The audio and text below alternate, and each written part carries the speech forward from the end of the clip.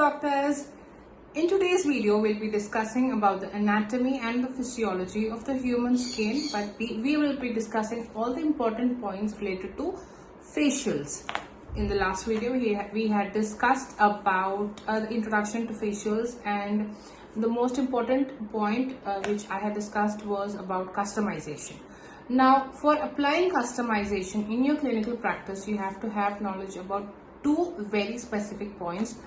The first and foremost is the anatomy and physiology of the human skin, and the second one is skin types. In today's video, we'll be discussing an anatomy and physiology and how you can make this knowledge beneficial for you in your clinical practice. Now, as we all know that the human skin is the largest organ in the human body, right? And let's start talking about the skin. The skin has basically three layers, okay, which is the epidermis, the dermis, and the hypodermis. We'll be discussing each layer with its relevance in facials. I won't be discussing, like you studied in colleges. We won't be going through each and every point of the anatomy and physiology of the skin. Only the points which are relevant to when it comes to facials. Let's talk about the epidermis. Now, epidermis is the outermost layer of the skin. As we all know, it has basically two functions. The first one is to maintain the waterproof barrier, and the second one is to maintain the even skin tone. When it comes to facials, maintaining an even skin tone has a lot of relevance.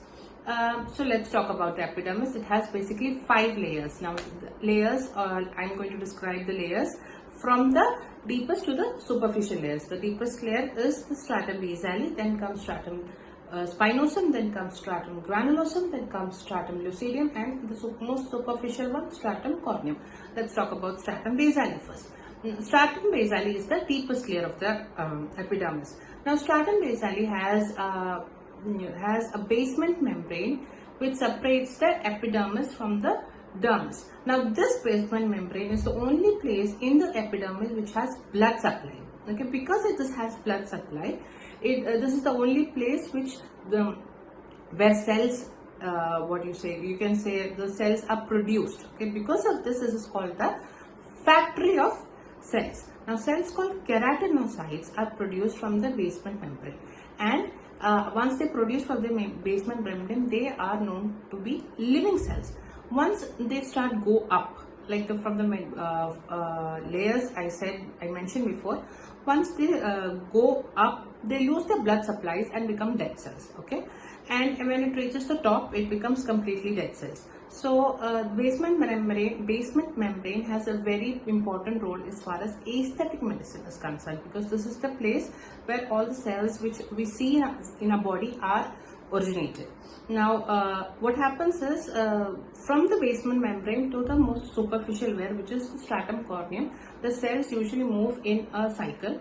There is a period called 28 days. Usually, it's a month. Okay, and it takes this is known as the cell turnover cycle, which we will in the physiology part we will discuss in detail. So this is what occurs in the stratum basale. Now, let's talk about stratum spinosum. In stratum spinosum, what happens is the cells go up, and melanocytes are known to be found in this layer. And then what happens, the next one is stratum granulosum. When the cells go again up, what happens is the cells start to die, and they start falling small granules, which thereby the name stratum granulosum. Now, stratum lucidium. Now, what stratum lucidium is only found in areas where the skin is very thin, which is the palm of your hand and the soles of your feet.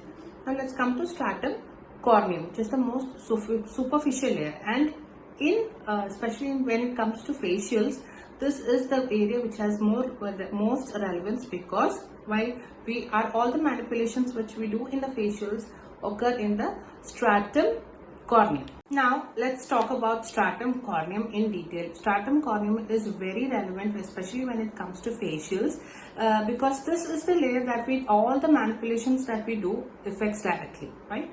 So, stratum corneum is said to be the thickest layer of the epidermis.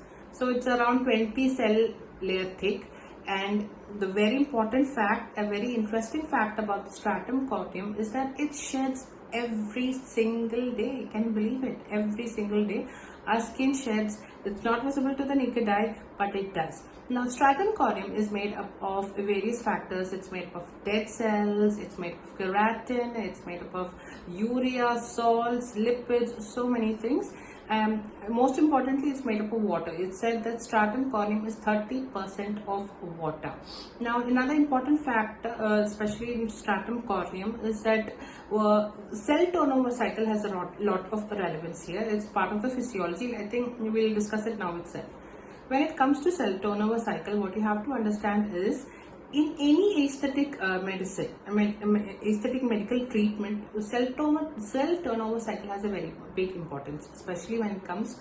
Let's talk about cell turnover cycle and facials. What is cell turnover cycle? What happens is, from stratum basale, we said, like we discussed before, the cells originate, they have their blood supply, they slowly go up, and after 28 days it reaches the stratum corneum, and after the 28th day it sheds off, like it loses its blood supply and slowly it becomes dead cells, it goes up and it loses. So this basically is called cell turnover cycle. The one important thing which you have to understand is, we know as we grow old, our metabolism slows down. In a very similar fashion, as we age, our cell turnover cycle, which is supposed to be 1 month, slows down and becomes around 70 to 80 days.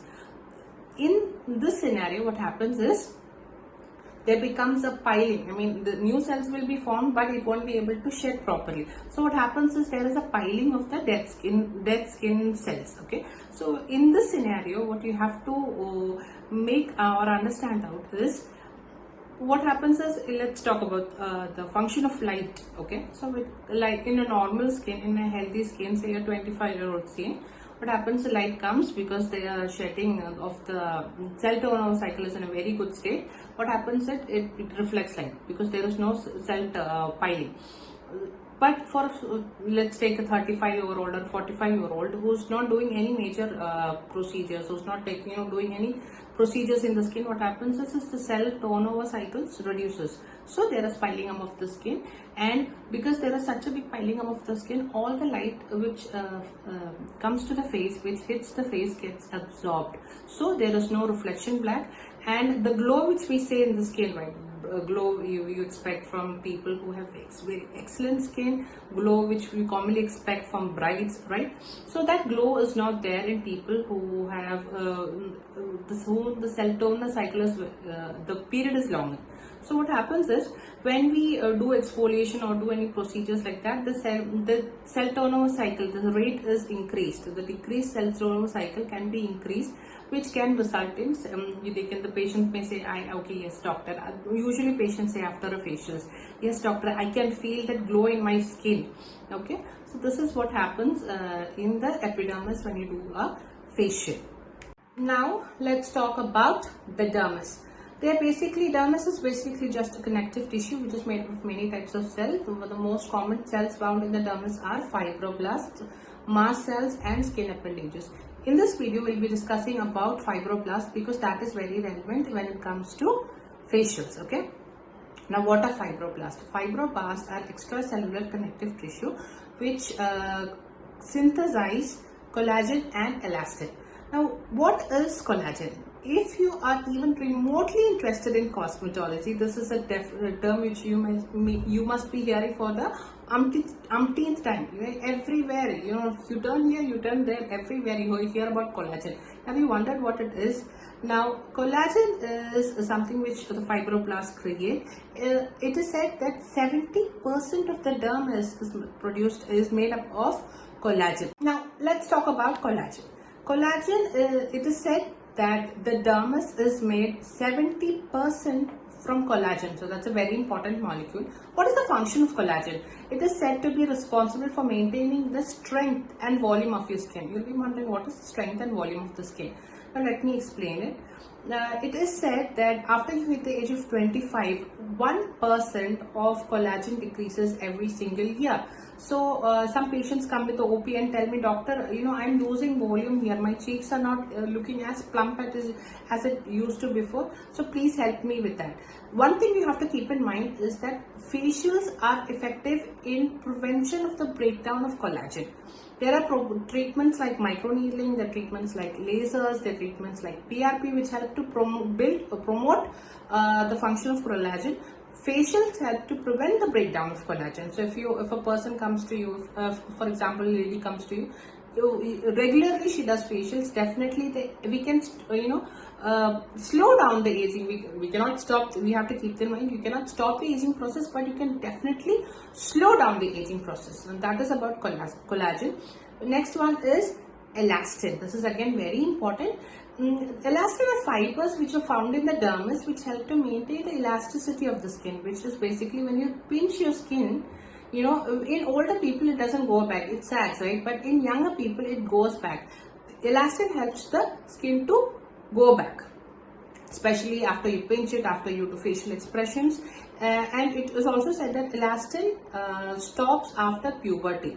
That is, if you hear, it's kind of worrisome, but there are procedures like microneedling which can actually promote elastin production in the body. The next one what I would like to talk about is about hyaluronic acid. Now it is a polysaccharide glycosaminoglycan. So one more thing, when you hear, oh my god, it's an acid, actually it's not an acid. It is basically just a sugar / carbohydrate molecule, and it's very misleading. When we say, people say, oh my god, it's an acid, is it? No, it's actually not an acid at all. It is just a sugar molecule.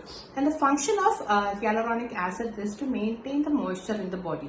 It is said that the hyaluronic acid molecule has the ability to hold 1000 times its weight of water in the body. So mainly the functions of hyaluronic acid is to first and foremost maintain hydration, because hydration is one of the best anti-aging things which you can do. We'll be talking about when we talk about moisturizers and stuff. And the second one, what hyaluronic acid is, it gives volume to the skin. So basically in fillers, a lot of fillers when you use, it's basically hyaluronic acid. These are the main functions of hyaluronic acid. And finally comes the hypodermis. It's also called subcutaneous layer. In facials, it does not have a major function to do. So these are the basic layers.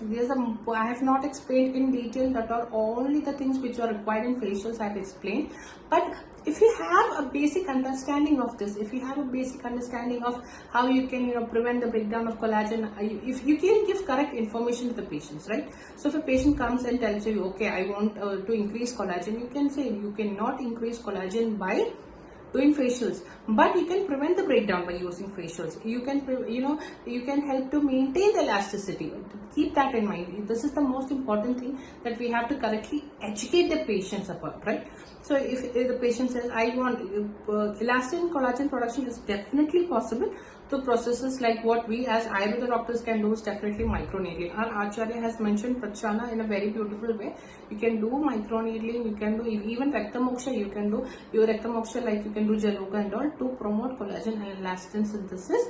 But please be aware of the difference what I have mentioned, like prevent the breakdown and production. That's totally two different things. But facials, one more thing I want to tell you is, people say, okay, fine, I'll do facial. But another very important aspect which I want to tell you about facials is that there is a psychological factor also. When a patient comes to you, or when suppose a client comes to you, they relax. That also helps to maintain your skin in a very good way. So please keep that in mind also. If you have any doubts, if you want me to explain anything extra, other than this in particular, please just mention it in the comment box. Up till then, and one more thing which I want to mention is that facials are definitely a very, very, very good part. You can do treatments, but for in the last video I had mentioned 3 conditions, which are what? Hyperpigmentation, open pores and occasion. I had said I'll talk about in detail. Now hyperpigmentation, when it comes to facials and hyperpigmentation, what you have to keep in mind is simply doing facials for hyperpigmentation will not help you at all. Tell the patient that. What will help you is, first and foremost, you have to prescribe internal medication to the patient. You have to correct the condition. External medication in the form of flavors, facials, and maintenance. All these 4 strategies together will help in treatment. Otherwise, simply facials, you cannot treat the patient. Second one is conditions like open pores and acne scars. When it comes to open pores and acne scars, basically when it comes to open pores, it is, as doctors, we have to know that open pores is a sign of oily skin. Again, what our treatment strategy or our treatment protocol should be is to, one and first and foremost, manage the open pores, which is basically oily skin. Give the condition, give the medications according to your yukti. Second condition, what you have to do is we have to give internal medications and facials to an extent. Yes, if both of these work out to an extent, yes, we can help them. See, pores are not something which can open and close. Okay, once the sebum production is under control, the pore size, it reduces, not reduces, it's less visible to the patient. In case of acne scars, you cannot do, I mean, if it's the type of box scar or any other thing, something like that, definitely treatments like microneedling, tell the patient that. And third one is occasion. So when it comes to occasion, what I'm telling you is definitely facials will help you. Suppose a bride comes to you and she says, doctor, I want to do a facial. A single sitting, what you have to understand is a single sitting may not help you, because if you have to increase the cell turnover cycle, you always, it is, especially when it comes to brides, you have to first, what do you have to do? First, you have to address the concern. If she has oily skin or she has dry skin, if the skin is not glowing, you have to address the concern. You can definitely go for internal medications like Ractashodhana drugs. You can give internal medications. A lot of Ractashodhana, Kashaya, Arishtas and syrups are available in the market. You can go for that, and you can give prescribe her an excellent skincare routine. Okay, a skincare routine is very good for maintaining a good cell turnover cycle, and you can advise her to do multiple facials. All of these, what you have to understand, doctors, is a single facial most of the time, a single facial does the trick. When a person has an excellent skincare routine, or when a person is very healthy, I mean in their prime is in their early 20s, or a person who is who takes very good care of their skin.